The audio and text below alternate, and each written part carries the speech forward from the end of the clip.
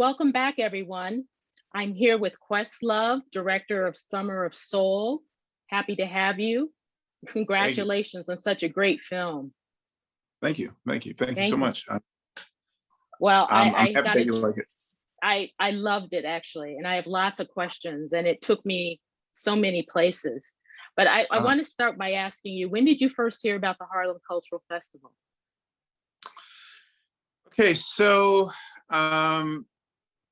you know, there was a time in 1997 where I inadvertently heard about the Harlem Cultural Festival. I was in Japan and I was watching a 3-minute clip of Sly and the Family Stone in concert.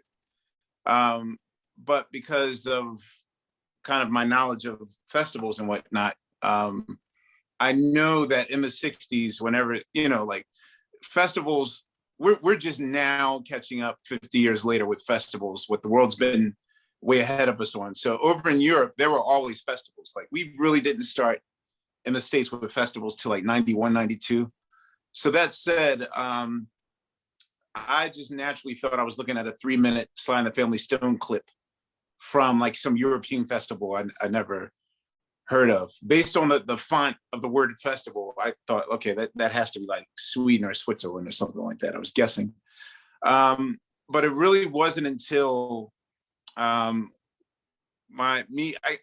got contacted by my two producers, Robert Fiveland and David Dinnerstein. And, you know, to be honest with you, I thought they were just trying to cleverly get some tickets to the Tonight Show because, you know, they were talking about some mythical music festival that happened back in 1969 with Stevie Wonder and the Staple Singers and Nina Simone and B.B. King and Sly and the Family Stone, like all these groups. And I'm like, wait, I know everything that happened in music and that never happened. So I was trying to finesse them or flee them, as you will. Like, you got your tickets. Okay, see you guys later. And, you know, they said, you know, we'll come back next week with some footage, whatever. And I just thought, okay, I won't see those guys again.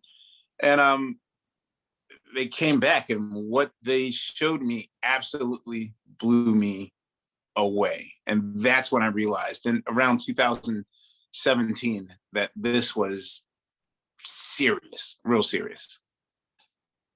So that's how you got involved with the project and doing the documentary? Well, you know, they once I realized how serious it was, you know, it was kind of like, okay, so what's my role in this thing? You know, by that point, you know, I was involved with Hamilton and I'd also been involved in the Fail Project on Broadway. So I thought that this was a thing where I can sort of get my beak wet doing like as a producer or whatnot. And they wanted me to direct it. And, you know, I got to admit that even though I've been, you know, writing books and telling stories and making music and telling stories, but just besides some like minor video stuff, I really didn't have that much experience in directing. So I was a little apprehensive to take on the responsibility of such a weighty subject project like this, the Harlem Cultural Festival. But I also knew that history hadn't been kind to the festival and that the footage had been sitting in a basement for 50 years. So I wanted to do some justice to it. So that's how I got involved to direct the Summer of Soul movie. Great. Tell us about, I mean, obviously the festival happened in 1969, the same year as Woodstock. A lot of people like to point out. Can you tell us a little bit about the man who filmed the footage and what he had hoped to do with it? Okay, so there are two key figures. One is the organizer of the festival, a gentleman by the name of Tony Lawrence. He'd been a promoter, sort of a wheeler and dealer. You know, he knew some politicians, he knew a bunch of musicians, and you know, he was such a charismatic organizer. And he knew in order to take this to the next level, he had done a few of these festivals maybe for like 2 or 3 years, but to take it to the next level with like grade A names and a budget and that sort of thing, he'd need a good producer. And the festival producer was a gentleman by the name of Hal Tolshin. By the time that they got this all-star lineup for the summer of 1969, this for over 300,000 people, their first thought was like, well, we need to record this because this is unprecedented. Again, festivals weren't really a thing besides, like the Newport Jazz Festival and like folk festivals, but for pop music, it was far and few between. And so, they had these big lofty goals to somehow gather the best of the best and present it.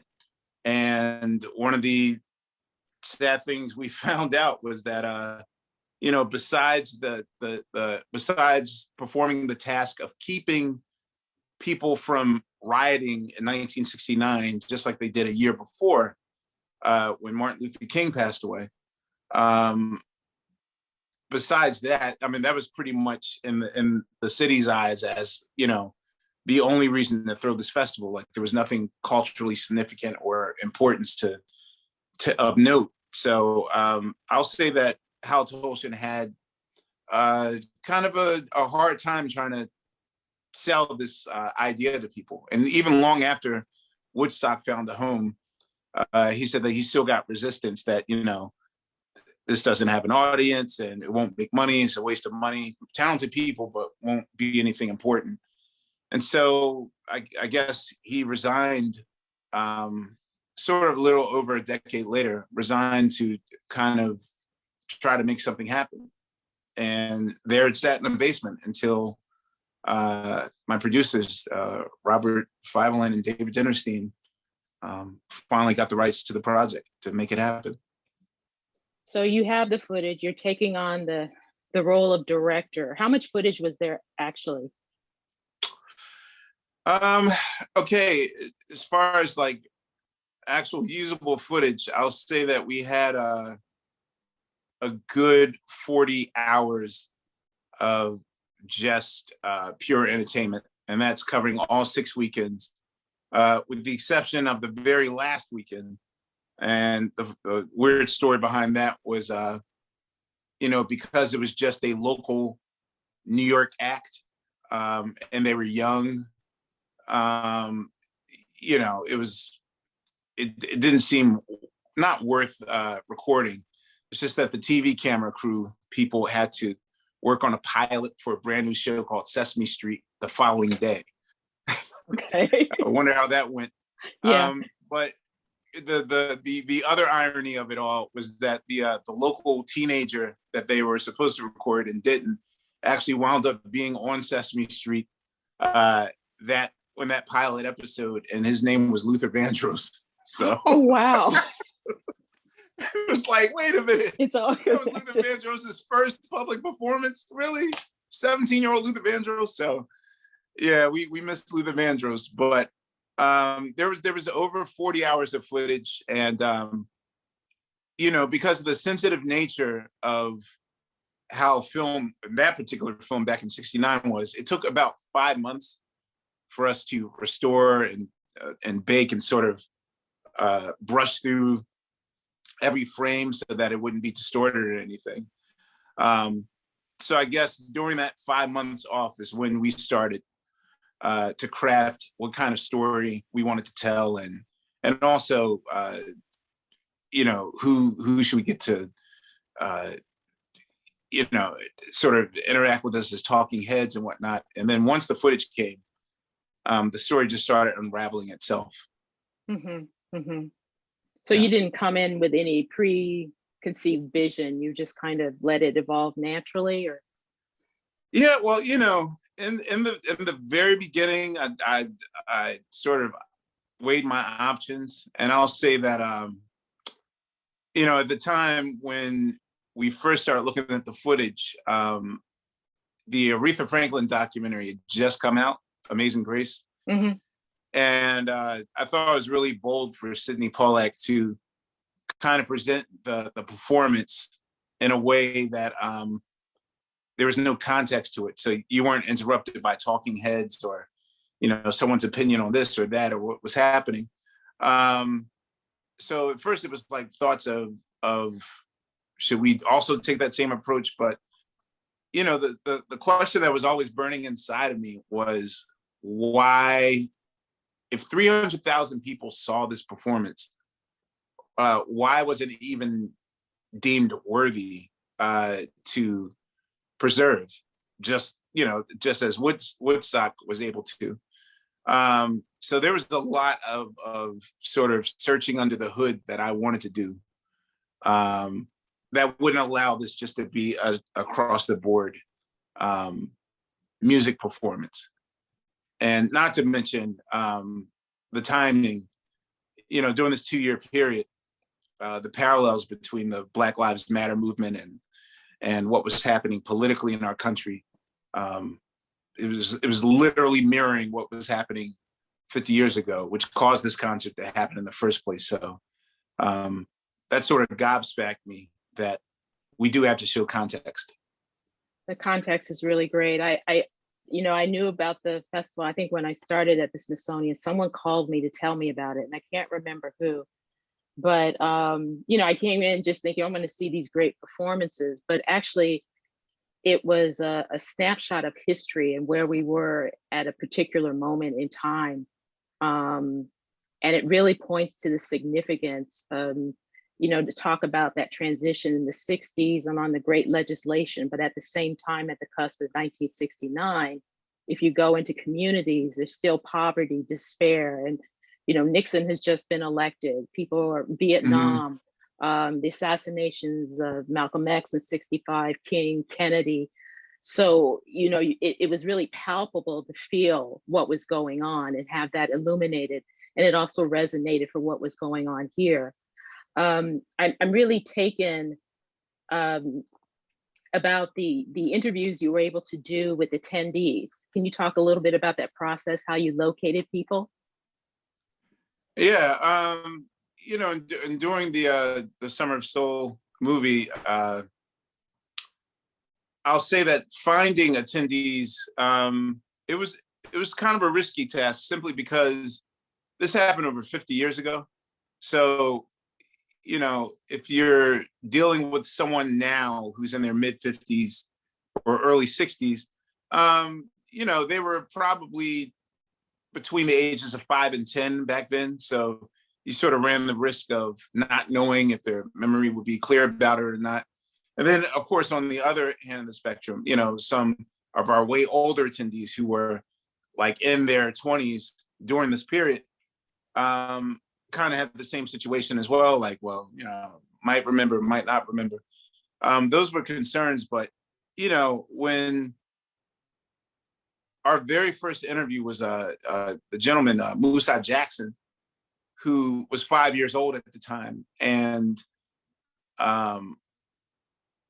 just instantly, like within the first 10 minutes of him watching that footage, he instantly got real emotional about it, because, that was his first memory in life.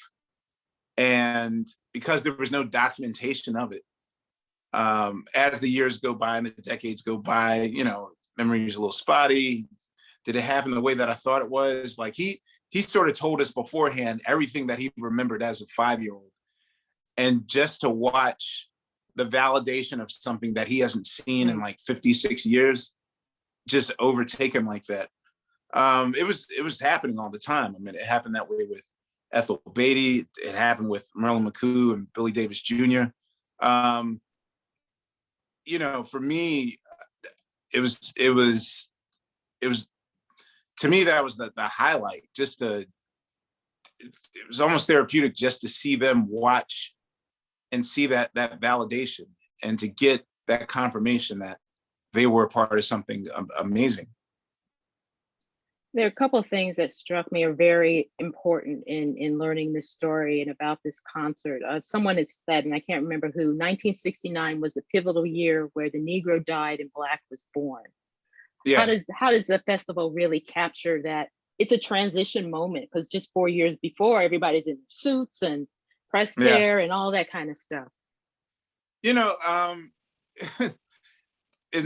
looking at all the footage, especially, probably the most telling moment of the festival is the arrival of Sly the Family Stone. And the only way that I could relate to it when I was looking at the footage in my home and trying to explain it to people younger than me, I just sort of put it in hip hop terms and say that, this is sort of the equivalent of like, if I were in my prime watching a rap group that I was really into, like, it would be the equivalent if like Migos decided to show up at a New York Wu-Tang show and only the kids got excited, because when you looked at the fourth camera, when Sly and the Family Stone came out, the faces alone, the sheer shock, like we take everything for granted now. And, you got to realize that at this particular point, this is Sly and the Family Stone's like zenith. This is them at their most impactful as a group. And they had power as a pop group and as a soul group. But to watch the older people, to watch people like 30 and over look at Sly and the Family Stone, they'd never seen a band before on stage just wear their regular clothes.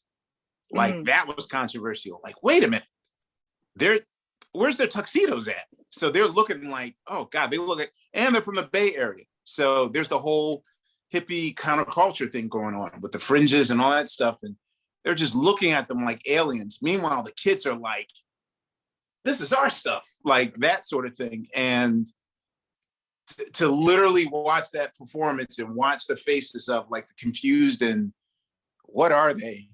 Like that sort of alien thing. And to watch Sly totally have that audience in the palm of his hand at the end of that performance. That just as a musician, that's a Hollywood ending, It's almost like the plot of Purple Rain, like wow. Someone that's into his own world in his own unique way, and he figures out a way to, and they just never seen an intersectional band before. Like women know how to play the trumpets. That's crazy. And the white guy's a drummer in a black group. You must be good if you're the drummer like that. So they literally broke every rule, and yet they were the manifestation of what Martin Luther King was sort of asking for with the civil rights period. But it's retro nouveau for 1969. So it's really amazing to watch the cultural shift. And it made me understand how it is now, like between Gen Z, millennials, and Gen X's. So it's even humbled me a little bit more to see like how ancient I might seem to someone that was born in 2004, so. Yeah, it certainly puts it in perspective. I was taken by a couple of things. I mean, just the multi-generational audience. And then even on the roster, there's something for everybody. You've got Max Roach, Abby Lincoln, you've got Mahalia Jackson, you got a little comedy with Moms Mabley, Pigmeat Markham. I was quite taken. One of my favorite groups appeared on that, The Fifth Dimension, and with the interview that was done with them. And I wish you could talk a little more about this, because I really found it powerful talking about the meaning of the event. And, for groupies of the Fifth Dimension, which I am, they're kind of, for my purposes, they don't get their due. And right. That tension they felt as a group in the 60s and 70s. Can you talk a little bit about that and why that was important to have that interview? Yeah. So, again, with this being a very unique performance festival, you're really pressed to find full, complete performances of a lot of these artists in the 60s. Like at the very most, you could just hope for if they were on the Ed Sullivan Show or some sort of national music program that broadcasted them. Like there wasn't a thing as Soul Train yet, or any platforms for Black artists to perform on. And the thing that was really weird to me was that I was watching Billy Davis's performance at the Harlem Cultural Festival. And that was the most like get down home, show enough sock it to me performance I'd ever seen him do. And I was like, wait a minute, let me investigate a little bit. And I noticed that, when they're on the Ed Sullivan Show, it's it's a little more prim and proper and whatnot. And I noticed it instantly that for a lot of artists, and the Roots are included, like it's almost impossible to be on a platform in any sort of occupation. And you, as a person of color, at some point, you might have to code switch just for survival. And it's one thing to do it like on behind the camera, like on the job every day, like when people have like occupations at work, but to see it like side by side, when I was looking at the difference of their performance at Harlem versus other places, and this isn't the first time. Like Sam Cooke famously released 2 live albums of the same material done different. Like one was at the Copa, or like at those prim and proper restaurants, and the other was like his down home 1 a.m. Black audience show, which was like fire and brimstone. And I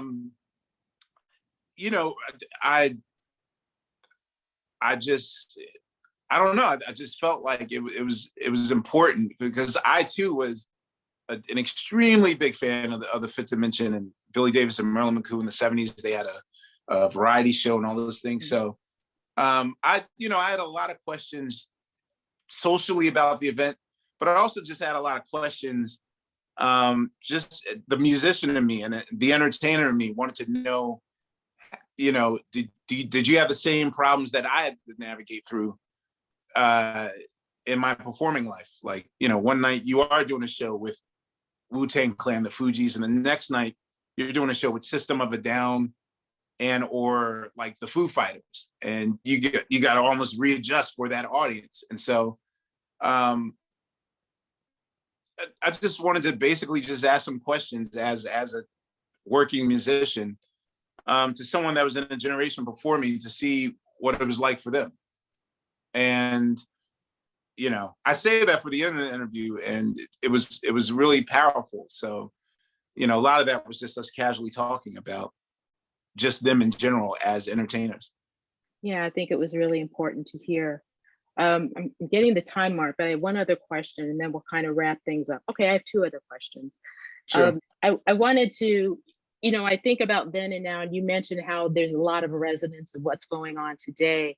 And I was struck there on 1969 too, about the lineup, and we deal with the African diaspora and the linkages between Black and Brown in genres. And can you talk a little bit about that with Mongo Santa Maria, Hugh Masekela, Ray Barretto? Yeah. It's one of the things I was elated to find out was that we were just so wide open in 1969 to just receive and experience new things, which I find that as we drift further in the future, that window sort of closes a little bit, at least like the patience factor of what someone's willing to experience before they decide, no, that's not for me. Now we kind of post remote control cursor, you have about 10 seconds to hold someone's interest, or else they're going on to the next thing. And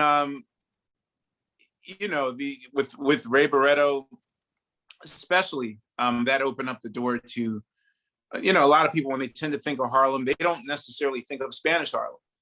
And knowing that's a whole nother culture that's way different than what you would expect on 125th Street at the Apollo, where usually like 9 times out of 10, when you're thinking of Harlem, that's the first thing you think of.